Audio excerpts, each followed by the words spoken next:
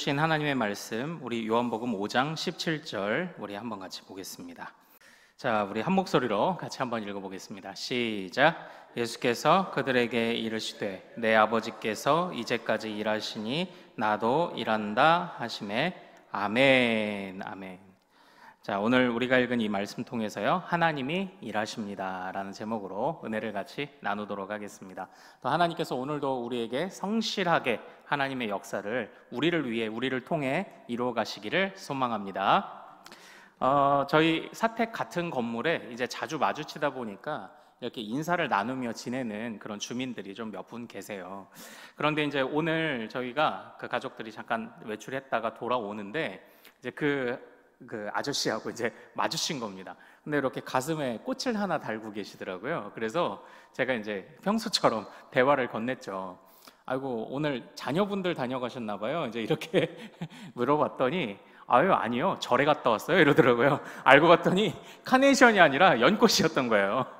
그리고 똑같이 생겼는데 이제 꽃 모양만 좀 다른 거예요. 그래서 불자셨구나, 제가 이제 이렇게 생각하는 이제 오늘 일이 있었는데, 그러고 보니까 오늘이 초파일인 거예요. 초파일.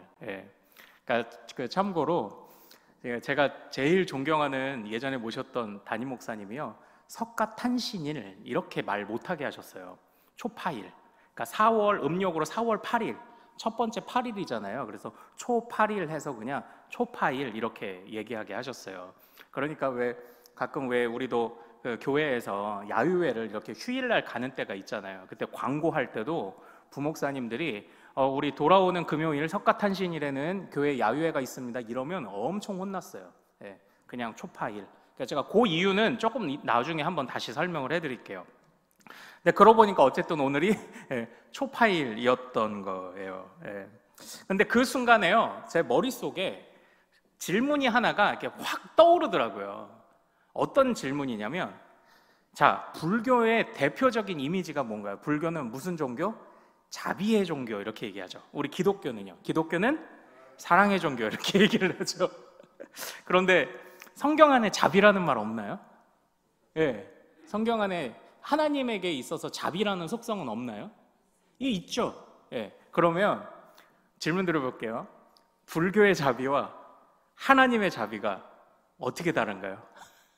이 질문이 갑자기 이제 좀 확 들어오는 거예요. 그래서요, 참고로 저는 불교 이런 거 막 자세히는 아니지만 기회 될 때마다 이렇게 한 번씩 공부하는 거 또는 이렇게 살펴보는 거 좀 재밌어 하거든요. 그래서 예전에 이제 박물관에도 어떤 이렇게 뭐 불화 전시 이런 거 할 때 가보기도 하고 하는데, 그래서 이제 한번 찾아봤어요. 불교에서 자비가 뭔가. 그랬더니 불교에서 자비는 중생에게 행복을 베풀며 그 고뇌를 제거해 주는 게 자비래요. 그러니까 이 세상은 고통받는 세상인데 고통받는 중생들에게 그 고통을 제거해 주는 게 자비고, 여기서 이제 자비할 때 이 자자라는 것이요, 그 평등한 우정이라는 의미래요. 이게 아마 이제 불교에서 말하는 자비라는 겁니다. 그러니까 자비를 베풀어라, 이런 건 고통을 덜어주어라, 이제 이런 뜻인 것 같아요. 자, 그럼 기독교의 자비는 뭘까요? 기독교의 자비, 대표적으로 우리가 자비라고도 번역되고 인애라고도 번역되는 표현이 있습니다. 그게 뭐냐면 헤세드예요. 헤세드.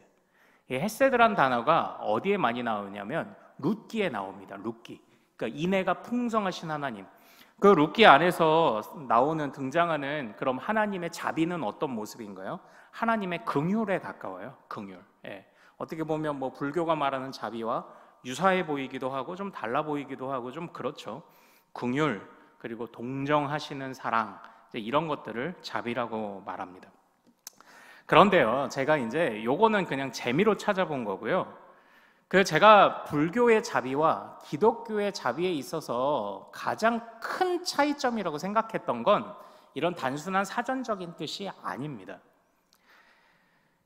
불교의 자비 그리고 기독교의 자비, 하나님의 자비의 가장 큰 차이점이 뭔지 아세요?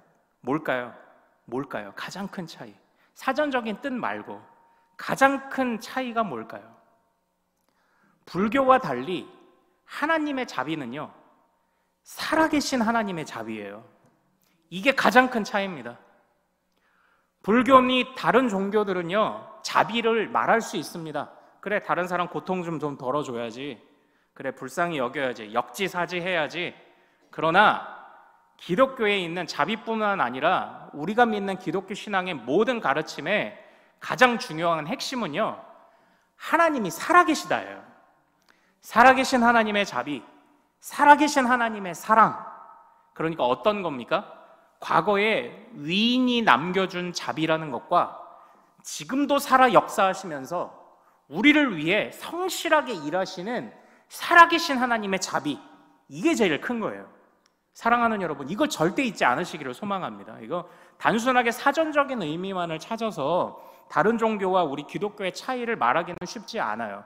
유사하잖아요. 다른 종교 사랑 말 안 하나요? 기도 안 하나요? 다른 종교도 기도하잖아요. 중요한 건 우리는 살아계신 하나님께 기도한다. 살아계신 하나님의 자비를 구한다. 살아계신 하나님이 지금도 우리를 역사하신다. 우리를 위해. 이게 가장 큰 차이라는 것 절대 잊지 않으시기를 소망합니다. 살아계신 하나님께서 지금도 우리에게 성실하게 행하시는 역사. 자, 그러면 한번 생각해 보자고요. 그래서 제가 예전에 지도하던 한 그 세가족 교재에는 이런 그림이 있습니다. 여러분들 저기 북쪽에 있는 저 뚱뚱한 사람 있잖아요. 아버지의 아버지 김일성에 대한 놀라운 전설이 하나가 와요. 김일성이요, 대동강물을 낙엽을 타고 이렇게 건넜다는 전설이 있어요. 예. 자, 그런데 우리 주님은요, 그 폭풍우가 있는 갈릴리 바다를 세상에 걸어오셨네요. 예. 어떤 차이가 있을까요? 어떤 차이가 있냐고요. 예. 여기서 사건 자체나 어떤 단어의 사전적인 뜨임만 보면 절대 그 의미를 찾을 수 없어요. 과거의 위인들이나 아니면 박혁거세가 아래서 태어났다, 우리 주님은 성령으로 잉태했다, 또 사람들은 다 저마다 아이고 그것도 전설이고 이것도 전설이고 뭐 그럴 수 있겠죠. 그럴 수 있겠죠. 주님이 부활하셨다는 얘기나 아니면 석가모니가 사리가 몇 개 나온지 아십니까? 사리? 석가모니가 죽고 나서 사리가 얼마나 나왔는지 아세요? 세가마 나왔대요. 사리가. 체중이 몇 킬로였을까요? 제가 보통 이제 석가모니 너무 얘기하면 이제 불교를 너무 비판하는 것 같아서 그렇지만, 제가 기억하는 이제 석가모니 보리수 밑에서 이렇게 갈비뼈가 드러날 정도로 홀쭉한 이런 이미지들을 많이 보잖아요. 그러면은 한 40kg 정도의 체중이었다. 자, 근데 이제 불교는 불태워서 이제 마지막 장례식을 치르는데 세가마니가 나왔대요. 사리가. 그래서 이제 우리나라도 그렇고 부처의 진신사리를 모신 탑이 곳곳에 있죠. 이게 진짜 사리를 전 세계에 이렇게 흩어 보낸 거잖아요. 근데 그 사리를 모으면 얼마다? 세가마. 사람들은요, 그것도 전설이지, 예수님이 부활하신 것도 전설이지, 이렇게 생각을 한다고요. 그런데 우리는 분명히 깨달아야 합니다. 그런 전설들 또는 뭐 이적과 기사들 뭐 있을 수 있죠. 그러나 중요한 건 그런 일들은 실제 있었다 해도 그냥 그때뿐인 거죠. 그러나 우리가 믿는 하나님은요, 지금도 동일한 역사로 일하시는 하나님이다. 이거 놓치는 순간 우리는 기독교가 깨지는 거예요. 우리는 믿음이 아무 의미가 없어요. 무엇이다? 하나님은 살아계시다. 과거에 행하신 역사를 언제도 지금도 행하실 수 있다. 지금 행하시는 역사를 언제도 미래에도 행하실 수 있다. 이걸 고백하는 것이 가장 큰 차이다라는 것. 바로 이것이 정말로 우리에게 중요한, 믿음에 있어서 중요한 기본 전제예요. 중요한 기본 전제. 그러니까 절대 이 믿음이 흔들리면 안 됩니다. 자, 오늘 우리가 살펴보고자 했던 바로 오늘 5장 17절은요, 그래서 참 저에게는 항상 감동이 되는 바로 그런 말씀입니다. 우리 5장 17절 다시 한번 같이 읽어보죠. 자, 시작. 예수께서 그들에게 이르시되 내 아버지께서 이제까지 일하시니 나도 일한다 하시매. 여기서 보십시오. 언제나 예수님의 사역은요, 살아계신 하나님 성부를 의지하는 사역이었어요. 예수님의 모든 사역의 동기와 이유는 하나님이 살아계시기 때문에 이 땅에 참 인간으로 오신 예수님의 사역이 의미를 갖는 사역이었다라는 거예요. 그럼 오늘날 우리는요? 오늘날 교회는요? 하나님이 살아계시지 않는데 우리가 예배하면 의미 있나요? 없습니다. 하나님이 살아계시지 않는데 우리가 그냥 막 여기 뭐 선교하고 이러면 의미 있나요? 의미 없습니다.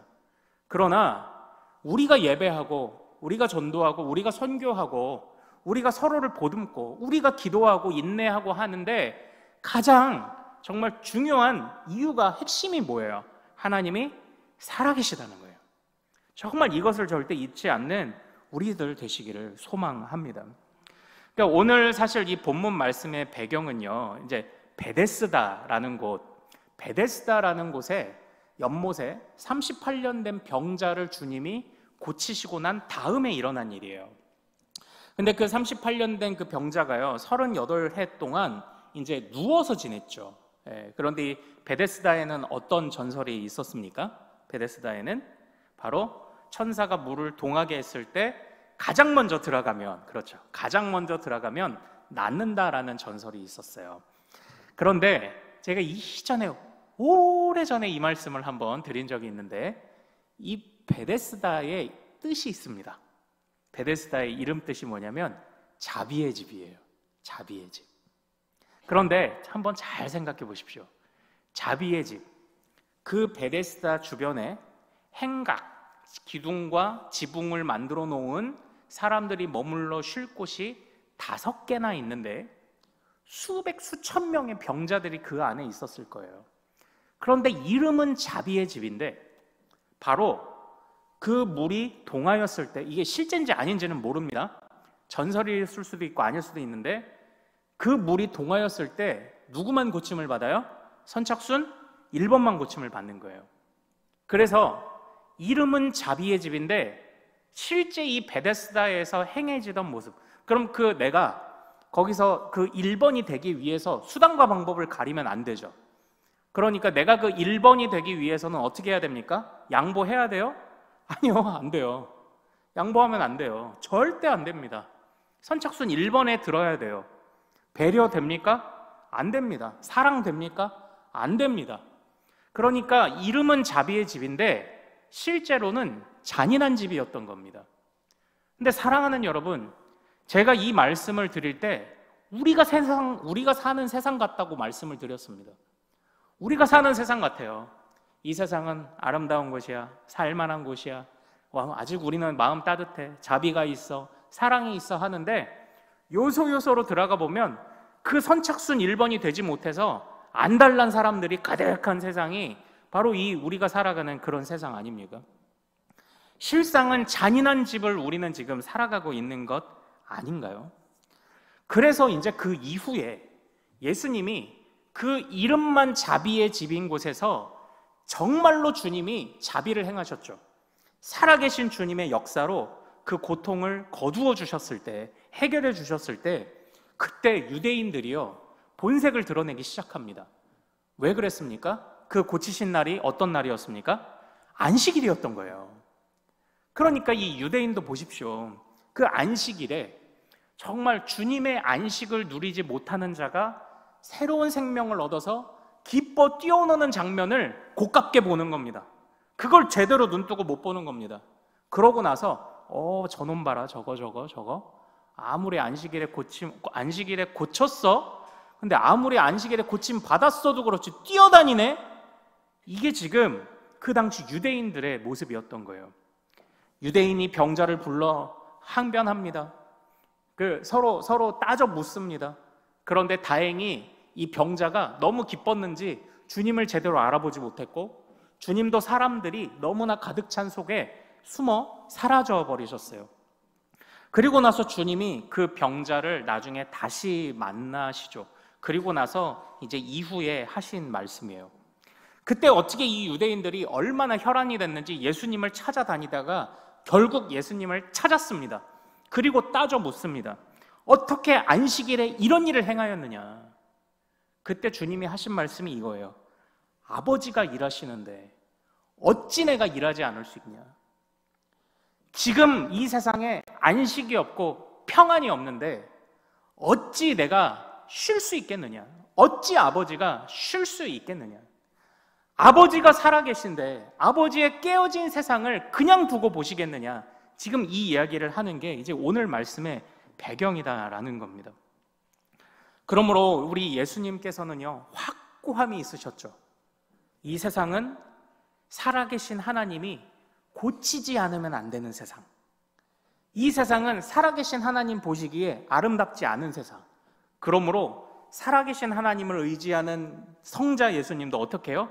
나도 이럴 수밖에 없는 바로 그런 세상을 말씀하고 계신 겁니다. 사랑하는 여러분, 우리 교회도 바로 이 주님의 이 마음을 갖기를 원합니다.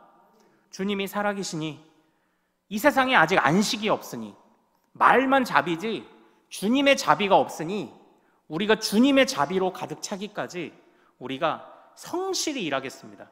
살아계신 하나님을 의지하며 이 마음을 갖는 우리 큰숲의 모든 가족들 되시기를 소망합니다. 자, 그렇다면 우리는 여기서 이제 숙제를 하나 갖습니다. 자, 어떻게 하면 살아계신 하나님을 보여드릴 수 있을까요? 세상을 향해서 어떻게 하면 살아계신 하나님을 보여줄 수 있을까요? 여기에 관련해서 참 우리는 마음이 참 편치가 않죠. 하나님 살아계심을 보여줘야 되는데, 그래서 대부분의 경우에 취하는 방법이 이제 무언가 이제 기적을 보여주는 겁니다. 기적을 보여주고 또는 놀라운 일들을 보여주어야 한다고 생각을 합니다. 그런데요, 이 놀라운 일들이 일어나는 거 저도 사실 말씀드린 것처럼 저도 그런 은사 갖고 싶어요. 기도하면 중환자실에서 우리 성도들이 벌떡벌떡 일어났으면 좋겠습니다. 그런데요, 기적도 중요하겠지만 제가 요즘 우리가 사도행전의 말씀을 새벽에 묵상하잖아요. 사도행전의 말씀을 보면 명쾌하게 말하는 것이 한 가지 있습니다. 사도들이 이적과 기사를 행할 때 사람들이 몰려들어요. 그런데 사람들이 몰려든다까지예요. 그리고 믿는 자의 수가 많아졌다는 표현도 분명히 등장합니다. 그런데 그 부분을 잘 분석해 보면 기적과 이사를 통해 믿는 자들이 이적과 기사죠. 이적과 기사를 통해 믿는 자들이 늘어나긴 하는데 정작 말씀이 그들 안에 왕성하게 되었을 때 성장이라는 욱사노라는 자란다는 표현이 비로소 등장하기 시작을 해요. 그러니까 한번 잘 보십시오. 우리는 살아계신 하나님을 어떻게 보일까요? 관해서 기적으로 보여주는 것, 그럴 수도 있죠. 그러나 그 방법이 전부가 아니라는 생각까지 우리가 좀 가질 필요가 있습니다. 그러면 우리는 기적이 아닌 어떤 방법으로 우리가 보여줄 수 있을까요? 여기와 관련해서 제가 예전에 EBS 다큐멘터리에서 실험했던 흥미로운 실험 한 가지를 소개해 드리겠습니다. 어떤 사람이 정말 복잡한 서울의 강남대로에서 횡단보도를 건너요. 횡단보도를 건너는데 딱 한 사람이 갑자기 하늘을 이렇게 봅니다. 하늘을 이렇게 봐요. 그런데 사람들이 어떻게 합니까? 한 사람이 이렇게 보니까 뭐야 그냥 이러고 지나가요. 그냥. 그런데 그 다음 실험, 길을 가다가 두 명이 하늘을 보겠어요. 두 명이 하늘을 이렇게 보니까 갑자기 지나가던 사람들이 하늘을 힐끔힐끔 보기 시작합니다. 한 명이 쳐다볼 때는 관심이 없던 사람들이 두 명이 쳐다보니까 갑자기 하늘을 좀 보고 가요. 그럼 세 명이 이제 길 가다가 하늘에 뭐가 있는 게 아니에요. 그냥 세 명이 하늘을 이렇게 보니까 길 가던 사람들이 길을 멈추고 갑자기 그곳에서 교통체증이 일어나는 거예요. 길을 멈추고 하늘을 갑자기 확 보는 거예요. 그러면서 아무것도 없는데 마치 무언가를 찾은 것이냐, 어떤 사람들이 저건가 봐 저거 이제 막 이래요. 이런 실험을 한 적이 있습니다. 그래서 우리 사람의 마음이라는 것이요, 사람의 마음이 여러 사람, 이제 군중심리 관한 그런 다큐였던 것 같습니다. 그런데 저는 이게 우리가 신앙생활하고 또는 다른 사람에게 살아계신 하나님을 전하는데 좀 중요한 힌트를 준다고 생각을 해요. 기본적으로 기적이 아니어도 살아계신 하나님을 사람들에게 보여주는 또 다른 방법이 무엇인지 아십니까? 살아계신 하나님을 신뢰하는 사람들이 함께 그 믿음을 그냥 잘 지켜나가는 겁니다. 그러면 사람들이 주목해요. 야, 아니 내 상식으로는 자비가 없어야 되는데, 내 상식으로는 슬퍼해야 되는데, 아니 저 사람은 왜 저기서 웃고 있지? 아니야, 한 사람이 아니네, 두 사람, 세 사람이 웃고 있네. 그러면 무언가 있겠다라는 생각을 사람들이 갖기 시작하지 않겠습니까? 바로 그때에 하나님도, 어떤 하나님? 살아계신 하나님도 우리 혼자 애쓰게 두시겠냐는 거예요. 살아계신 하나님도 같이 역사하시죠. 그래서 칼빈 선생님이 중요하게 했던 말이 있습니다. 우리 먼저 말씀을 보고 제가 칼빈 선생님의 이야기를 말씀드릴게요. 자, 먼저 첫 번째 화면, 히브리서 11장 3절 같이 읽습니다. 시작! 믿음으로 모든 세계가 하나님의 말씀으로 지어진 줄을 우리가 아나니 보이는 것은 나타난 것으로 말미암아 된 것이 아니니라. 자, 여기서 말하는 하나님은 어떤 하나님이신가요? 네, 창조의 하나님이에요. 그러니까 보이는 것은 이미 존재하던 것으로 만들어진 게 아니다, 나타나 있던 것으로 만든 게 아니다, 이런 뜻입니다. 하나님은 창조의 하나님이에요. 근데 성경은 또 하나님을 이렇게도 고백합니다. 자, 다음 화면, 시편 같이 읽습니다. 시작! 만물은 다 주께서 때를 따라 먹을 것을 주시기를 바라나이다.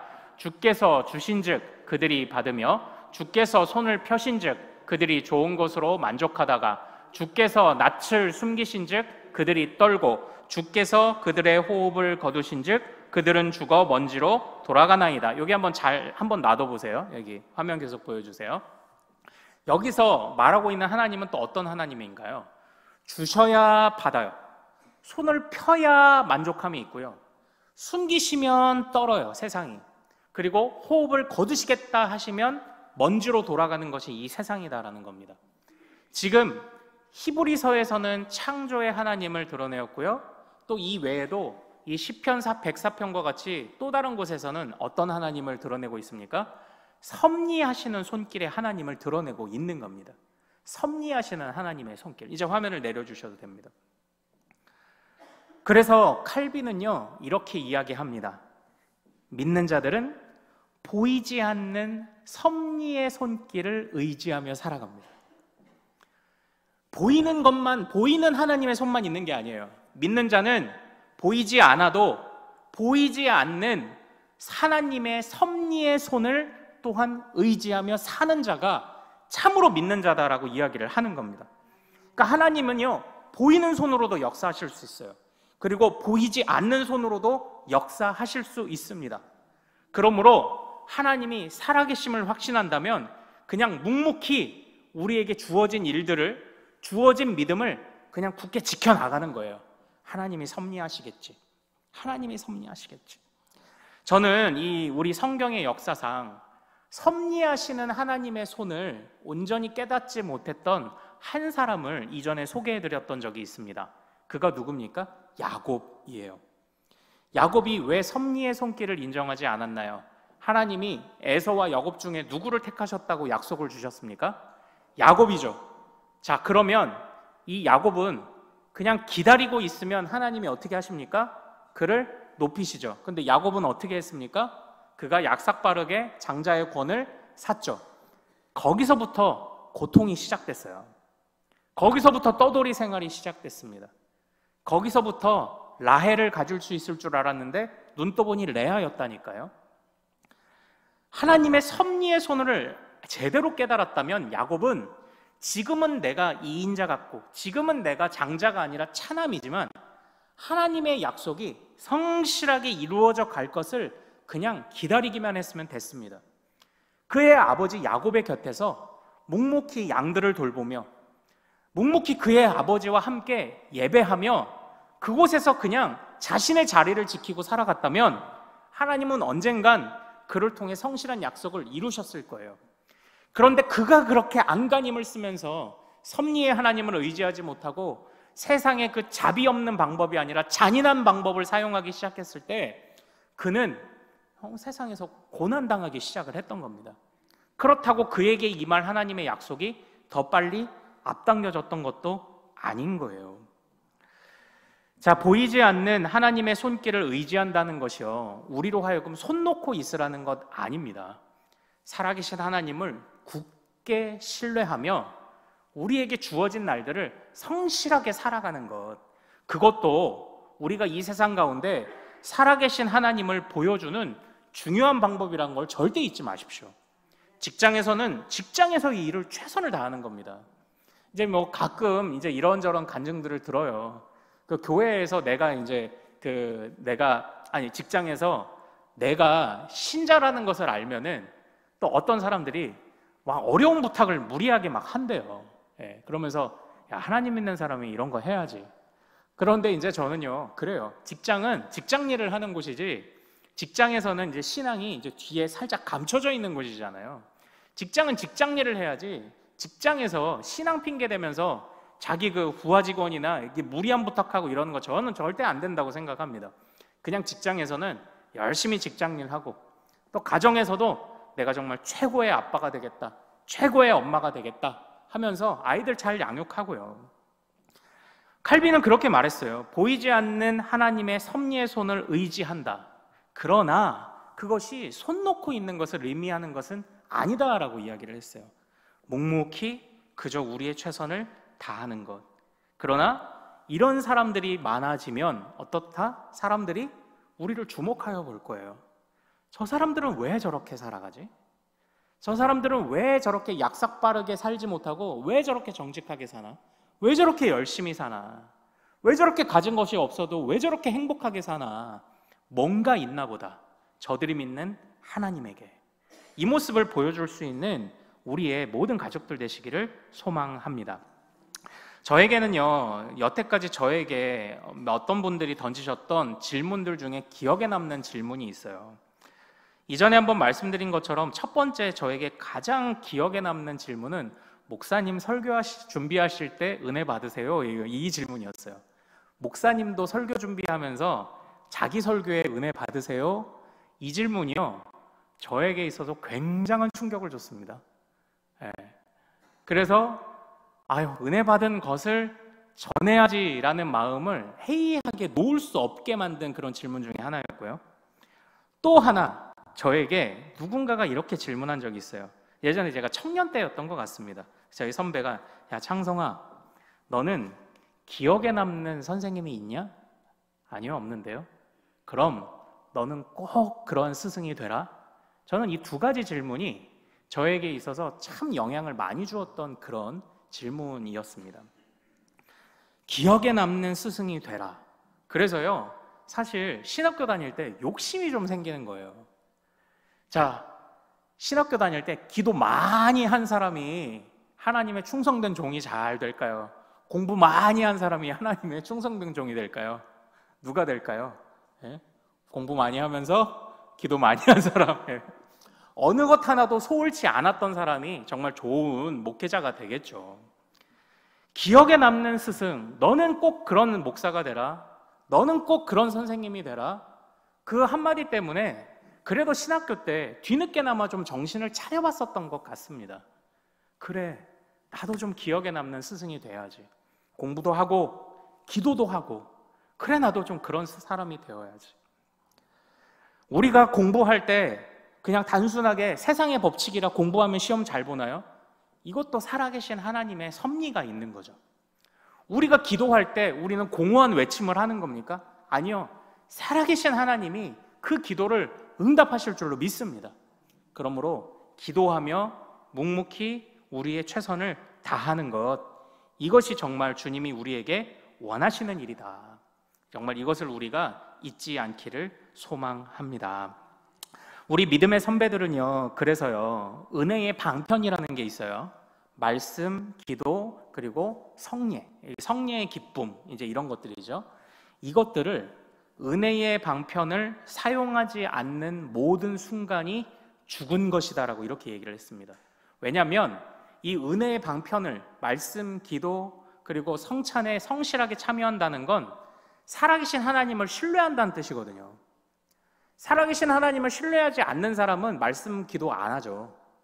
아니, 하나님이 살아계시지 않는데 말씀, 기도가 무슨 소용이 있어요? 그냥 가서 위인전이나 보지. 은혜의 방편을 사용하지 않는 모든 순간이 죽었다. 그러나 살아계신 하나님을 신뢰한다면 최선을 다해 일하고, 최선을 다해 말씀 보고, 최선을 다해 기도하자. 바로 이런 말씀들을 우리 믿음의 선배들이 이제 남겼습니다. 우리 마지막으로 이 화면 보고 마치도록 할까요? 마지막 화면 한번 보여주실까요? 자, 지금 이게 무슨 그림일까요? 이게 뭘까요? 힌트는 겟세마네입니다. 바로 겟세마네 동산에서 잠들어 있던 제자들입니다.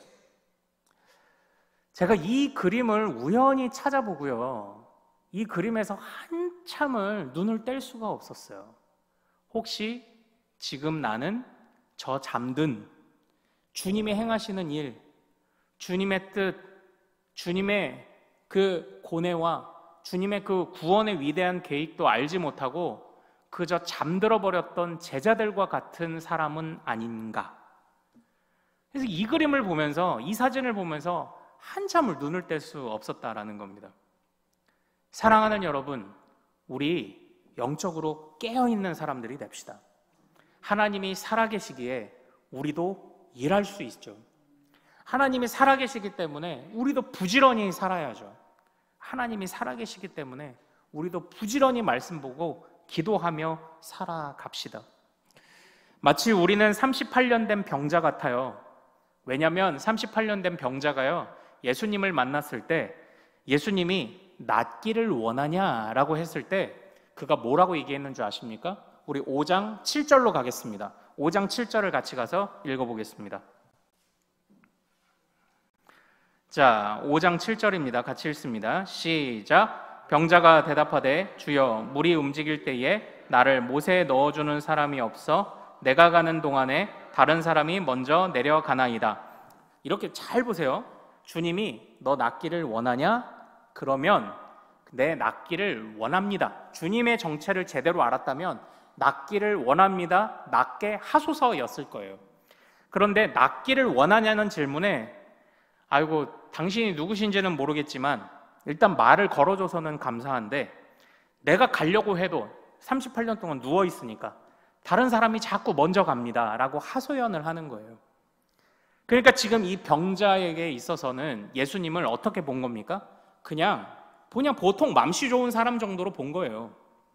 그리고 당신이 그렇게 맘씨가 좋으면 나를 혹시 먼저 집어 넣어줄 수 있겠소? 이걸 부탁하는 거죠. 그러나 이 병자가 예수님을 제대로 봤다면 그곳에서 베데스다 연못에 들어가야만 자신이 낫는다고 생각하지 않았을 거예요. 당신이 예수, 참된 예수 하나님의 아들이시라면 나를 고쳐주옵소서라고 그렇게 말했을 겁니다. 오늘날 우리도 살아계신 하나님의 감각을 다 잃어버리고 살아간다면요, 우리는 이 사람처럼 이래서 안 되고 저래서 안 되고 이래서 막히고 저래서 막히고 불평만 하고 살아갈 겁니다. 원하는 대로 안 되는 일들 많죠. 기다리라고 말씀하시는 주님의 사인에 답답할 때도 많죠. 그러나 하나님은 살아계시기 때문에 우리는 그럼에도 불구하고 성실하게 기도하며 말씀 보며 주어진 인생을 살아가야만 합니다. 주저앉아 있어서는 안 됩니다. 하나님이 일하시니 어떻게 해요? 나도 일한다. 이것이 우리의 믿음의 고백들 되기를 소망합니다. 직장에서도 표현하지는 않아도 하나님이 일하시니 나도 성실히 감당한다. 가정에서도 하나님이 일하시니 나도 우리 가정을 위해 성실히 돌본다. 이 마음을 절대 잊지 않으시는 우리 모든 믿음의 가족들 되시기를 소망합니다. 살아계신 하나님이 여러분들 한 사람 한 사람을 위해 역사하고 계십니다. 우리 같이 기도하겠습니다. 참으로 오늘 말씀을 변치 않는, 무슨 일이 있어도 흔들리지 않는 우리 마음 중심의 신앙의 기초요 반석으로 삼기를 원합니다. 하나님이 살아계시기에, 그래서 하나님은 일하시고 하나님은 자비가 없는 이 세상 가운데 참된 자비를 주기 원하시고, 그래서 나도 일한다고 말씀하신 그 예수님을 따라, 그 믿음을 따라 나도 오늘날 그렇게 살아가게 하옵소서. 그렇게 작은 예수로 살아가게 하옵소서. 살아계신 하나님, 나의 상황과 형편을 아시지요? 38년간 누워 지낸 자와 같이 때로는 내 안에 건강의 문제가, 때로는 내 마음이 정말 주저앉아서 일으켜지지 않는, 아니면 나의 믿음이, 내 가족들의 믿음이 주저앉아서 예배를 회복하지 못하는 베데스다의 38년 된 병자 같은 문제가 가득가득한 우리들을 살아계신 하나님 붙잡아 주셔서 살려주옵소서. 하나님이 살아계심을 의지하며 내가 끊임없이 간구하겠나이다. 주여 살려주옵소서. 주여 일하여 주옵소서. 우리 이 제목으로 주의 일하심을 기대하며 나도 성실히 일할 것을 기대하며 섭리의 손을 의지하며 주여 한번 크게 부르고 같이 기도하겠습니다. 주여!